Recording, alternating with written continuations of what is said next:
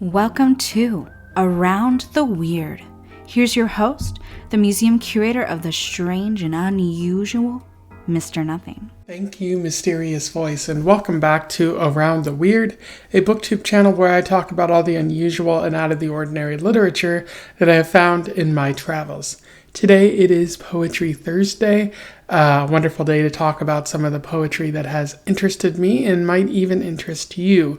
Today's poem is all about nothing. I am referring to The Weight of Nothing by Amy Uyematsu. For those who don't know, Amy Uyematsu is a Japanese-American author who has been writing since the 90s.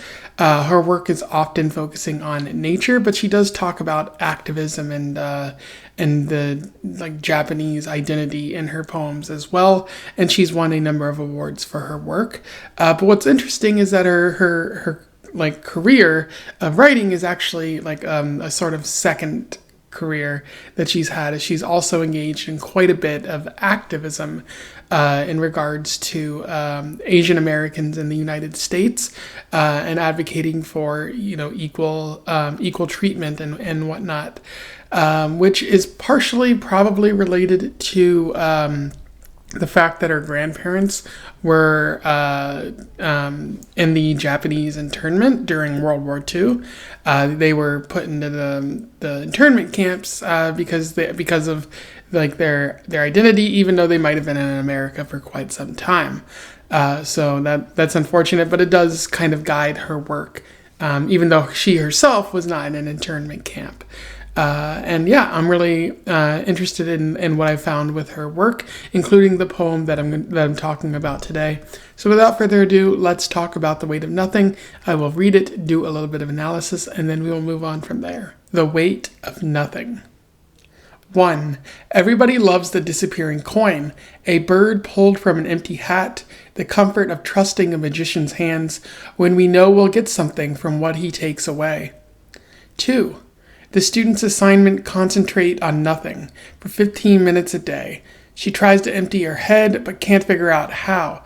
After all, she doesn't know what nothing sounds or looks like, and the teacher won't give the slightest clue, yet she's got a good hunch. The exercise might quiet all the shriek and clatter trapped between her ears. So like a good pupil, she devotes an entire year to searching for nothing. Some days she's as still as a stone, but can't escape the distractions of river and wind, footsteps approaching, birds calling in the trees overhead, or closing her eyes. She'll focus on a cloudless blue sky, pillows and plains and purple sunsets keep interrupting. She silently repeats words like ocean or why. Chants sounds that dwell low in her throat like ma and At year's end, her teacher asks if she's found nothing. She tells him she's found everything but nothing. He smiles.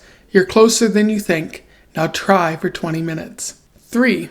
We've all seen them looking at their empty, outstretched palms, and we're fooled, thinking about what isn't there, sighing. They marvel at all they've held in those hands, their history revealed in the thickened joints, the full weight of their desire. Even now, incredible hands still opening and grasping when there's nothing to keep. 4. Without my friend Nothing on the page, I'd never have to write another poem.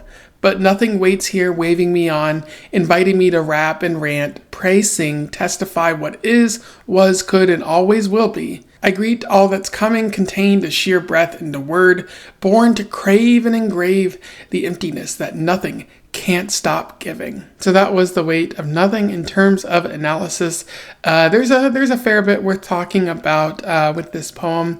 The first thing, let's talk about narrative. There doesn't seem to be a strict narrative in this poem, but rather a theme and a couple of vignettes. First talking about a magician, and then a student's assignment to think about nothing, and finding that they're a little distracted by everything and can't really focus on what nothing is. before the teacher praising them for what they've discovered. The third vignette is a bit harder to follow. Something about people with outstretched palms, maybe homeless people on the streets asking for money. I'm not really sure what Uyematsu is getting at there. And then the fourth one is about Uyematsu herself, talking about how nothing is very encouraging, because if there's nothing on a page, then she has the opportunity to write something pretty high quality. So a bunch of different vignettes about what nothing is and comparing it to everything, because that seems to be the best way to really highlight what nothing is, because nothing is the absence of anything. It's really hard to think of because there's always something, and in the vast nothing, the idea of nothing is really hard to contemplate because we just don't have any good examples of that. But this poem really talks about why we like nothing, or what nothing can really mean. Like the first vignette talks about a magician, like the comfort of trusting a magician's hands when we know we'll get something from what he takes away. So even though they might, like take a rabbit out of a hat or something like that, like make something disappear, like we'll get amusement from that. We'll get some joy from that we didn't have before. And so there's something from what the magician is taking away. In essence, bringing up nothing, showing us that there is nothing there. And then in the second vignette, we see the student's assignment is to concentrate on nothing. And at the end, the teacher says, he smiles, you're closer than you think, now try for 20 minutes. Smiling. And what exactly did this student find? Because as the narrator notes, but they can't escape the distractions of river and wind, footsteps approaching, birds calling in the trees overhead, or closing her eyes, she'll focus on a cloudless blue sky. And so in her efforts, in the students' efforts to find nothing, they're finding quite a bit.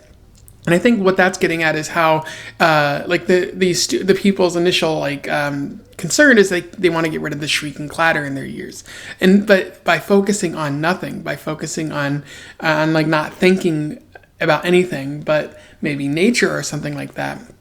They're able to do that by they're focusing on the river and the wind, just being there, being present in the moment. And so by focusing on nothing, you can be there in the here and now, which is very positive.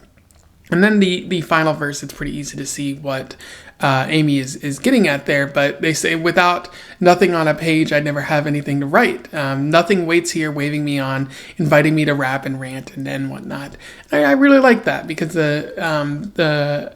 Amy is basically saying, a blank page is an opportunity for her to write something groundbreaking, or even just something that touches another person in a meaningful way. Kind of like this poem is doing for me. But what she's saying is that there's never nothing, or if there is nothing, it always gives way to something else, because it can produce positive things down the road. So maybe there's no real concept of nothing. Maybe we only recognize that when there is nothing, there's always a benefit for us. There's a something that's there as well. This is a very philosophical kind of discussion right here, but I really like that this poem gets you to consider the concept of nothing, something that is abstract and provides a real sort of more concrete understanding of it. Anyway, so those are my thoughts on The Weight of Nothing by Amy Uyematsu. A pretty solid poem, and one that was fun to read and fun to discover. I'm going to put a link to it in the description so that you can find it and read it. Let me know what your thoughts are in the comments below, or if you just have something to say about the review here, let me know. Otherwise, don't forget to like, share, and subscribe so that more people can find out about this author or this poem, or even Poetry Thursday if they don't know about it. And until then, I wish you the best of luck in your weird and nothing travels. Farewell.